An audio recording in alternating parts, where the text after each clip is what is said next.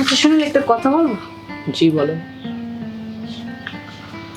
আমার কোন জিনিসটা তোমাকে আমার প্রতি আকর্ষণ করে?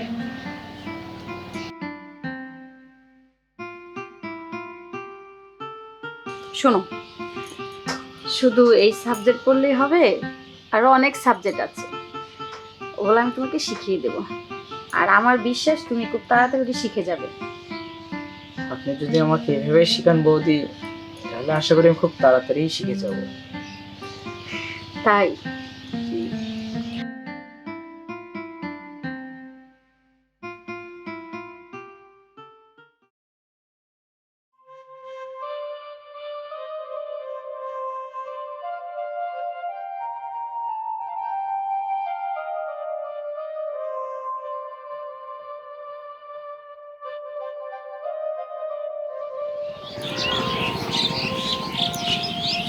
ওই গো, আমি দোকানে গেলাম, দুপুরে খাবারটা পাঠাই দিও। আচ্ছা পাঠাই দিব না, আসার সময় বাজার সদাই করে নিও, ঘরে কিছু নাই। আচ্ছা ঠিক আছে, আমি লিস্ট করি। আচ্ছা যাও, সাবধানে যাও। হ্যাঁ আচ্ছা ঠিক আছে।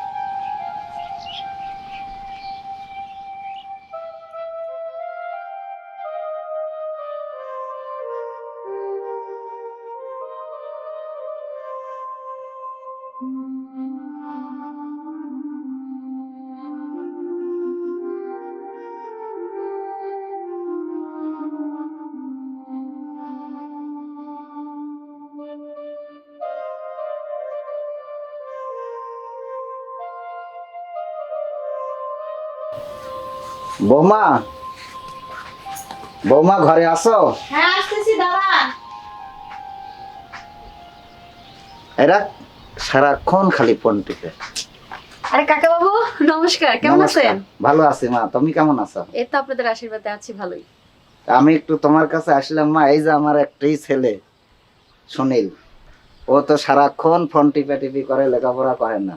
তো বৌমা, শুনেছি তোমার নাকি অনেক পড়াশোনা আছে, তো তুমি একটু চেষ্টা করে দেখো মা, আমার এই বাদরটাকে একটু মানুষ করতে পারো কিনা। আচ্ছা কাকা বাবু, আপনি যান, ওরে রাইখা যান, দেখি আমি ওর জন্য কি করতে পারি। ঠিক আছে মা।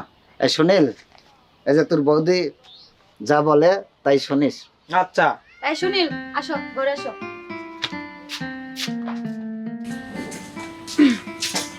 বসো। তারপর কেমন আছো? আমি ভালো আছি, আপনি ভালো আছেন বৌদি? হ্যাঁ আমি ভালোই আছি। আরে এইভাবে বসছো কেন? পা তুলে বসো।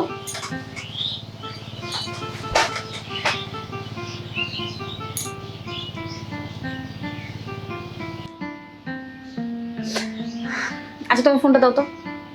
আমার আমার ফোনে আপনি কি করবেন? আরে দাও, না না, দাও। আরে বাবা, পাসওয়ার্ডটা তো খোলো। পাসওয়ার্ড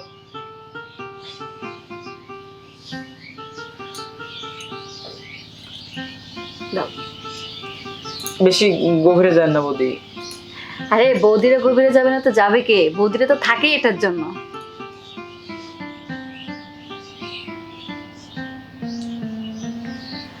ও, তাহলে এই বয়সে এগুলো দেখা হয়? আচ্ছা যাই হোক, না তোমার সাবজেক্টগুলো বের করো তো দেখি। সাবজেক্ট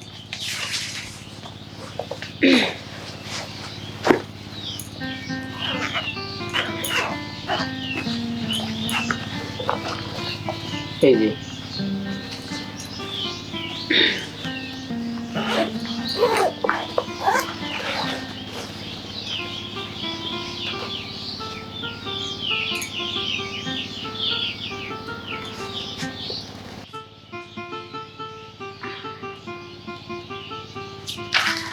ও এগুলা, এগুলাতে আমার খুব ভালো দক্ষ আছে।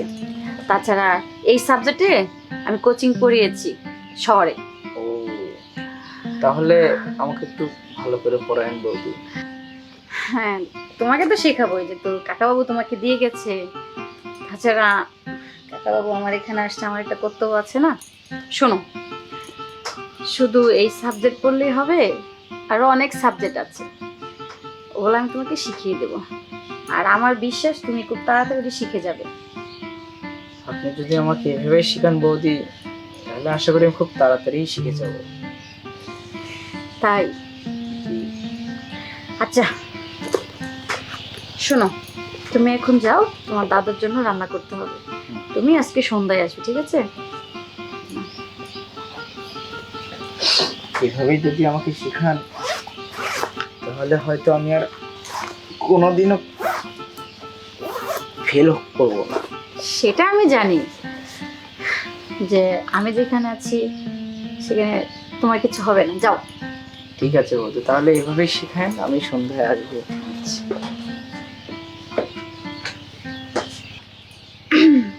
আজকালকার ছেলেরা যা করে, এই বয়সে ফোনে এগুলো দেখে।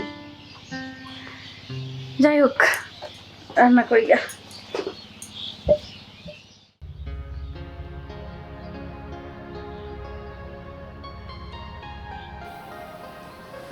পিয়া, পিয়া।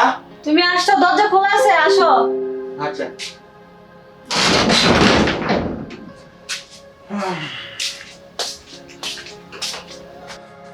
তুমি আসছো? হ্যাঁ আসলাম। আজকে সারাদিন দোকানে খুব চাপ গেল, বুঝছো? তুমি কি কাজ করতেছিলে নাকি? আজকের দিনে গান শোনা হয় নাই তো, তাই একটু গান শুনতেছি, কাজ করতেছি না। গান শোনা হয়নি মানে? মানে কাকা বাবু আসছিল সুনীলকে সাথে নিয়ে। ও কাকার সাথে আমারও দেখা হয়েছিল, তো কাকা আমাকে বললো সুনীলের কথা। তো কি খবর, কি বললো সে? বললো যে তারা যেন একটু পড়াশোনা করার জন্য যাতে একটু চাপ টাপ দেয়, কারণ ও সারাটা দিন ফোনের উপরে পড়ে থাকে। হয়, এটা ভালো কথা। এখন জিনিসপাতির দাম সেটা তো তুমি জানো, একার আয় আর সংসার চালানো আসলে হিমশিম খাওয়া যাচ্ছি। তুমি যদি এত সুনীলকে পড়াতে পারো, আমার একটা বিশ্বাস কাকা প্রতি মাসে 5-6 হাজার টাকা দিবেই। সেটা ঠিক আছে মানলাম, কিন্তু ও যেভাবে আসক্ত হয়েছে ফোনের উপর, কেমনে সম্ভব বলো? আরে সবই সম্ভব, একটু কৌশল খাটাও, কৌশল খাটালে সবই সম্ভব। থাক পড়াশোনার নাম ধাম, ঠিক আছে? ফোনের উপর আসক্ত থাক, খালি দেখো তোমার নিজের দিকে একটু আকর্ষিত করো, নিজের দিকে টানো, ঠিক আছে? কারণ কাকা একটাই ছেলে, বুঝছো? এর যদি একটু হাতের মধ্যে আনতে পারো তাহলে অনেক টাকা পাওয়া যাবে। সেটা ঠিক আছে, মাস শেষে করে টাকা তো পাবো। আচ্ছা যাই হোক, তুমি এক কাজ করো, বাইরে থেকে আসছো, হাত পাও দাও, আমি খাবার দিতেছি। আর হ্যাঁ। তুমি যে আমাকে বললা, এটা আমি চেষ্টা করবো, ঠিক আছে? হ্যাঁ যাও। চেষ্টা মানে ভালো করে দেখবা। আচ্ছা আমি হাত মুখ ধুয়ে আসি, তুমি আচ্ছা। খাওয়া বাড়াও।